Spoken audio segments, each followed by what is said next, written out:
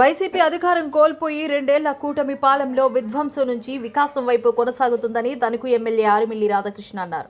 2024 June 4 Andhra రాష్ట్రంలో చరిత్రలో చిరస్థాయిగా నిలిచిపోతుందని పేర్కొన్నారు. గురువారం తణుకు కూటమి కార్యాలయంలో ఏర్పాటు చేసిన మీడియా సమావేశంలో ఎమ్మెల్యే రాధాకృష్ణ పాల్గొని మాట్లాడారు. రాష్ట్రంలో అహంకార రాక్షస పాలనకు ఏకపక్షంగా ప్రజలు ఓటు అనే బ్రహ్మాస్త్రంతో అంతం చేసిన రోజు అన్నారు. కనీసం ప్రతిపక్ష హోదా కూడా దక్కకుండా అహంకారపు రెక్కలు విరిచిన రోజుగా అభివర్ణించారు. అధికారం పేరుతో ఊరేగిన ఉన్మాదాన్ని ప్రజలు తరిమికొట్టారని అన్నారు. కూల్చివేతతో ప్రారంభమైన పాలన కాలగర్భంలో కలిసిపోయిన రోజు సైకో పాలనకు ముగింపు పలికిందన్నారు. కేవలం బటన్ నొక్కుడు తన పని అంటూ బడాయికి పోయిన బిడ్డకు ప్రజలు ఎగ్జిట్ బటన్ నొక్కిన రోజు అని పేర్కొన్నారు. నమస్కారాలు తెలియజేసుకుంటూ జూన్ 4, 2024 ఆంధ్రప్రదేశ్ రాష్ట్ర చరిత్రలో ఒక చిరస్థాయిగా నిలిచిపోయేటువంటి రోజు.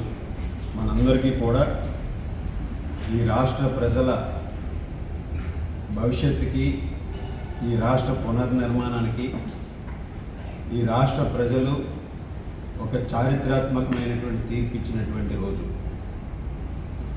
5 కోట్ల ఆంధ్రప్రదేశ్ ప్రజలు, ముఖ్యంగా ఈ రాష్ట్రంలో ఉన్నటువంటి దుర్మార్గమైనటువంటి ప్రభుత్వాన్ని, అహంకారపూరితమైనటువంటి నాయకత్వాన్ని ఈ రాష్ట్రం నుంచి ప్రారదోలే విధంగా ఒక చారిత్రాత్మకమైనటువంటి తీర్పు ఇవ్వడం జరిగింది. ఏ విధంగా ఆ తీర్పు ఇచ్చారంటే, ఆ రాక్షస పాలనను అంతమొందించడానికి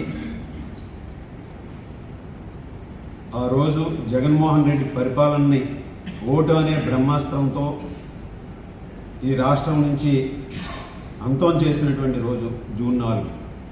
అదేవిధంగా ప్రతిపక్ష హోదా కూడా దక్కకుండా అహంకారపూరితమైనటువంటి జగన్మోహన్ రెడ్డి రెక్కలు విరిచినటువంటి రోజు. అధికారం పేరుతో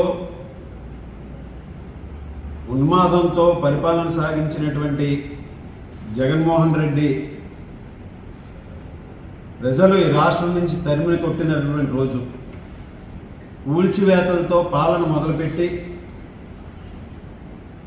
రాష్ట్ర ప్రజలు ఓటు అనే ఆయుధంతో కాలగర్భంలో కలిపినటువంటి రోజు జూన్ 4వ తేదీ. బటన్ నొక్కడమే తన పని అనుకున్నాడు జగన్మోహన్ రెడ్డి. కానీ రాష్ట్ర ప్రజలు ఎగ్జిట్ అనే బటన్తో ఈరోజు ఎగ్జిట్ మార్గాన్ని చూపించినటువంటి రోజు జూన్ 4వ తేదీ. ఆ విధంగా వైనాట్ 175 అంటూ ప్రగల్భాలకు పలికితే 11 సీట్లతో ప్రతిపక్ష హోదా లేకుండా ఒక చారిత్రాత్మకమైనటువంటి తీర్పు ఇచ్చినటువంటి రోజు జూన్ 4. అభివృద్ధికి ఆమడ దూరంలో ఆంధ్రప్రదేశ్ రాష్ట్రాన్ని నిలిపి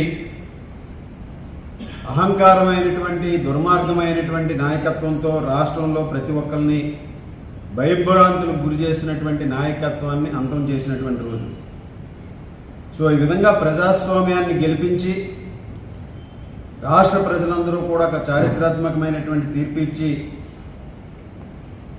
ఒక అంధకారాన్ని ప్రారదోలి స్వేచ్ఛగా ఊపిరి పీల్చుకుంటూ ప్రజాస్వామ్యాన్ని నిలబెడుతూ ఈరోజు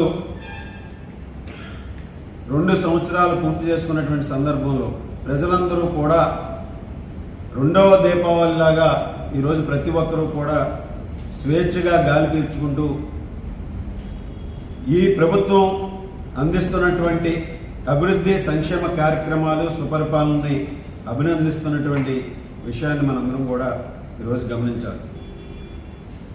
ఈరోజు రాష్ట్ర ప్రజలు వైఎస్ఆర్ కాంగ్రెస్ పార్టీ ప్రభుత్వంలో 5 సంవత్సరాలు ఏ విధంగా ఈ రాష్ట్ర ప్రజలు, అదేవిధంగా రాష్ట్రంలో ఉన్నటువంటి అన్ని వర్గాల ప్రజలు ఏ విధంగా దాడులకు గురై, ఏ విధంగా ఈ ప్రభుత్వం యొక్క పన్నుపోట్లకు గురై అనేక అవమానాలకు గురయ్యారో మనందరం కూడా చూస్తాం. అటువంటి చీకటి రోజుల నుంచి ఈరోజు రాష్ట్రంలో కూటమి ప్రభుత్వం ఏర్పడి 2 సంవత్సరాలు పూర్తి చేసుకుంది. ఈ 2 సంవత్సరాల్లో ఈ రాష్ట్ర ప్రజలందరూ కూడా నమ్మారు జగన్మోహన్ రెడ్డి చేసినటువంటి విధ్వంసం నుంచి మరలా ఈ రాష్ట్రం పునర్నిర్మాణ దిశగా వెళ్ళాలంటే ఓటమి ప్రభుత్వం రావాలని, చంద్రబాబు నాయుడు గారు లాంటి సమర్థవంతమైనటువంటి నాయకుడు దీన్ని ముందుకు తీసుకెళ్లాలని, ప్రధానమంత్రి నరేంద్ర మోడీ గారి సహకారం, పవన్ కళ్యాణ్ గారి తోడ్పాటు అందించి ఈరోజు కూటమి ప్రభుత్వం ఏ విధంగా అధికారంలోకి వచ్చిందో, వచ్చినటువంటి 2 సంవత్సరాల్లో అభివృద్ధిని, సంక్షేమాన్ని పరుగులు పెట్టిస్తూ ఒక సుపరిపాలన అందిస్తున్నటువంటి ప్రభుత్వం కూటమి ప్రభుత్వం. ఈరోజు అన్ని వర్గాల ప్రజలు, రైతులు కానీ, మహిళలు కానీ, యువకులు కానీ, అదేవిధంగా వ్యాపారస్తులు కానీ, ఉద్యోగస్తులు కానీ, అన్ని వర్గాల ప్రజల ఆకాంక్షలకు అనుగుణంగా ఈ రాష్ట్రంలో అనేక కార్యక్రమాలని